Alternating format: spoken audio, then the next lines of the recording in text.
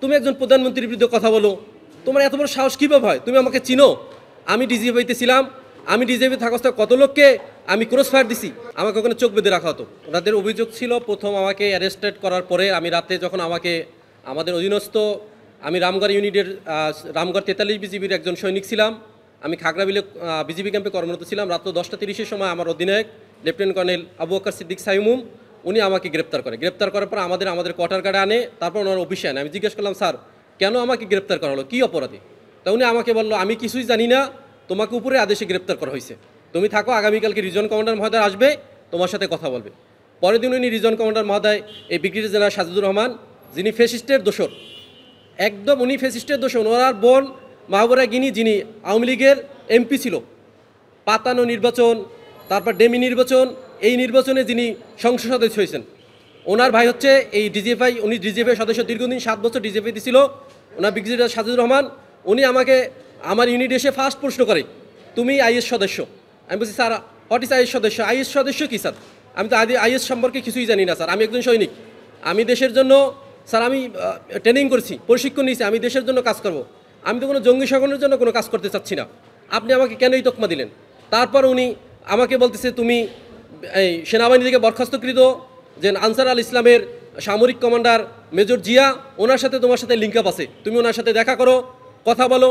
আমি বলছি, স্যার আপনাকে আমি একটা প্রশ্ন করতে চাই, যে মেজর জিয়া স্যারকে বাংলাদেশের সমস্ত ইন্টেলিজেন্ট খুঁজে পাচ্ছে না, উনি কোথায় আছে, কিভাবে আছে, তাহলে আমি একজন সাধারণ সৈনিক হিসাবে আমি কীভাবে ওনার সাথে দেখা করতে পারি? এটা আপনার কাছে আমার প্রশ্ন। তারপরে উনি যখন আমি এই প্রশ্ন করি ওনাকে, উনি আর কোনো কথা জবাব দেয় না।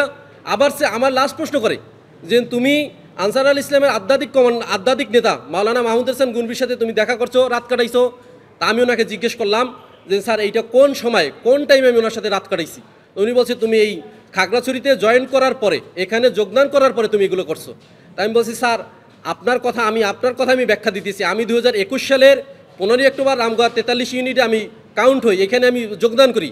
আর এই আপনি যার কথা আনলেন মাহমুদ হাসান গুনবি, উনি 2021 সালের মে মাসে গুম হয়, এরপর গুম থেকে ওনাকে ডিবি গ্রেপ্তার দেখায়। তাহলে আপনি বলেন একটা কারাগারে থাকা একটা ব্যক্তির সাথে কিভাবে রাত কাটানো যায় এবং তার সাথে কিভাবে দেখা যায়?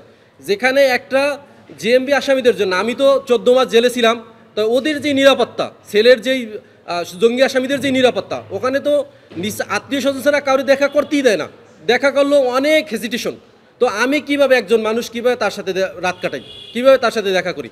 এরপর ওরা প্রশ্ন করে, উনি আমাকে হঠাৎ প্রশ্ন করে, তুমি আওয়ামী লীগের প্রতি তোমার এত ক্ষোভ কেন? তুমি শেখ হাসিনাকে কেন পছন্দ করো না? তুমি জানো আমি যখন ক্যাপ্টেন ছিলাম তখন থাকতে উনি তাহাজ্জুদ পড়তো। এই ধরনের উনি আমাকে কথা বলে, তুমি একটা সৈনিক, সাধারণ সৈনিক, তুমি একজন প্রধানমন্ত্রীর বিরুদ্ধে কথা বলো, তোমার এত বড় সাহস কীভাবে হয়? তুমি আমাকে চিনো? আমি ডিজিএফআইতে ছিলাম, আমি ডিজিএফআই থাকা অবস্থায় কত লোককে আমি ক্রস ফায়ার দিছি। এরপরে আমাকে ওনারা ওখান থেকে আমারে মোট 4 মাস গুম রাখার মধ্যে বিভিন্ন জায়গায় রাখা হয়। আমার মধ্যে যে কদিন আমাদের পিলখানায় রাখা হয়েছিল, ওইখানে আমাদের বিজিবি হেডকোয়ার্টারে, ওখানে এমন একটা রুমের মধ্যে রাখা ছিল যেই রুমটা কবরের মতন, যেখানে পাও সোজা করলে কখনো শোয়া যায় না। এখানে আমি ছাড়া অনেক লোক ছিল, এরা সৈনিক বা কিংবা সিভিল আমি কিছুই জানি না। এবং এইখানের এদের কাজই ছিল, এই ব্রিগেডিয়ার সাজিদুর রহমানের কাজই ছিল আমাদের মতো যারা নিরীহ সৈনিক এবং নিরীহ মুসলমান, যারা ইসলাম মাইন্ডের, এদেরকে উনি টর্চার করা। এটা হচ্ছে আমাদের বিজিবি হেডকোয়ার্টার পিলখানার ভিতরে। আমাদের যেই গোয়েন্দা শাখা আছে, বিজিবির নিজস্ব গোয়েন্দা শাখা আছে, বিএসবির আন্ডারে এই সেলটা আছে, এই এনাগরটা আছে। এখন আছে কিনা আমি জানি না।